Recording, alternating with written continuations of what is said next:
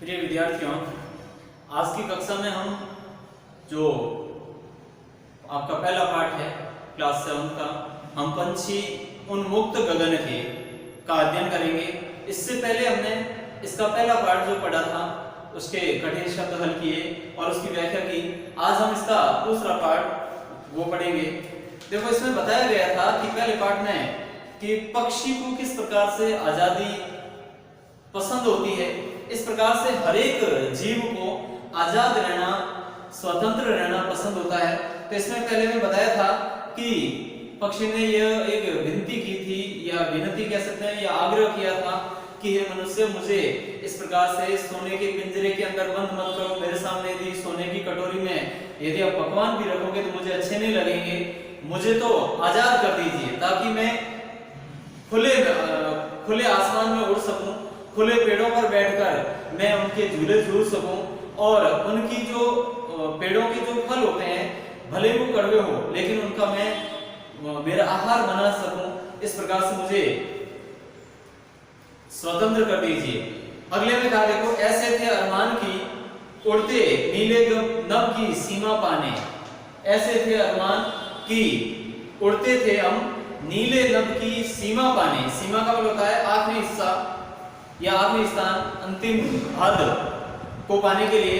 लाल किरण सी चौंच खोल चुगते तारक अनार दाने। होती सीमाहीन क्षितिज से इन पंखों की होड़ा होड़ी।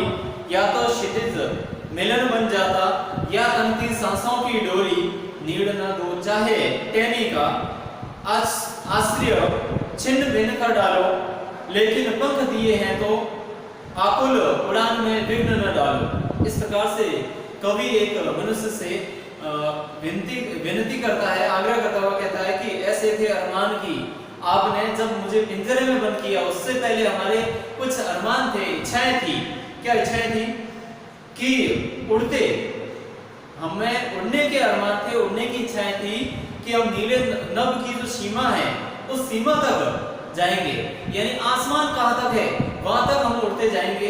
ये हमारी एक इच्छाएं थी। और दूसरा इसके साथ साथ में लाल किरण सी चौंच खोलकर। लाल किरण सी यानी लाल किरण सी का मतलब होता है जैसे सूर्योदय होता है, हम भी उस समय जगते और किरण के समान जो हमारी चौंच है उसको खोल के चुगते तारक अनार के दाने। और हम उससे क्या करते? तारों के समान अनार के जो दाने होते हैं, अनार एक फल, से अनार, वही उसके जो दाने हैं हम उस चौंच से चुगते रहते। अर्थात स्वतंत्र रूप से, निर्बाध रूप से, किसी प्रकार की बाधाओं का सामना किए बिना ही हम आराम से इस प्रकार से हमारा पेट भर लेते। होती सीमाहीन गति क्षितिज से। क्षितिज का मतलब होता है वह स्थान जहां से धरती और आकाश मिले हुए नजर आते हैं। अपन यहाँ खड़े रहकर अपने से दूर किसी भी दिशा में, चारों दिशाओं में भी अपन यदि दूर देखेंगे तो आसमान और धरती आपस में मिले हुए नजर आते हैं। वो स्थान क्षितिज कहलाता है। तो ये पक्षी भी कह रहा है कि होती सीमाहीन क्षितिज से। क्षितिज का कोई सीमा नहीं होती, वहां जाओगे तो और आगे दिखेगा, वहां जाओगे तो और आगे दिख जाएगा कि धरती और आसमान मिले हुए हैं। तो सीमाहीन क्षितिज से या तो मिलन हो जाती, उससे हम होड़ लगाते कि तू कितना दूर भागेगा। पक्षी कहता है कि मैं तुझे पकड़ के रहूंगा। होती सीमाहीन क्षितिज से इन पंखों की होड़ा होड़ी। यही पंख जो अभी पिंजरे के अंदर बंद रहकर टूट जाएंगे, इन पंखों की उस क्षितिज से होड़ा होड़ी होती, मुकाबला होता कि तू कितना दूर जाता है, मैं तुझे पकड़ के ही रहूंगा। या तो क्षितिज मिलन बन जाता या तनती सांसों की डोरी। या तो क्षितिज मिलन बन जाता, या तो हम इतना उड़ते कि उस क्षितिज को प्राप्त कर लेते, उस स्थान को चले जाते, या फिर हमारे उस उड़ान के कारण सांस इतनी फूल जाती कि हम उस तक नहीं भी पहुंच पाते। नीड़ न दो चाहे टहनी का। हे मानव, यदि आप हमें इस प्रकार से नहीं चाहते हैं, कोई बात नहीं, आप अपने घर में, आप अपने आसपास के पेड़ पौधों पर हमें आश्रय मत दो, यानी हमारा घोंसला भले मत बनाने दो, उसको उजाड़ दो, लेकिन आश्रय छिन्न भिन्न कर डालो। हमारे जो घर है, बने हुए जो घोंसले होते हैं, उनको भले आप बिखेर दीजिए, लेकिन पंख दिए हैं तो आकुल उड़ान में विघ्न न डालो।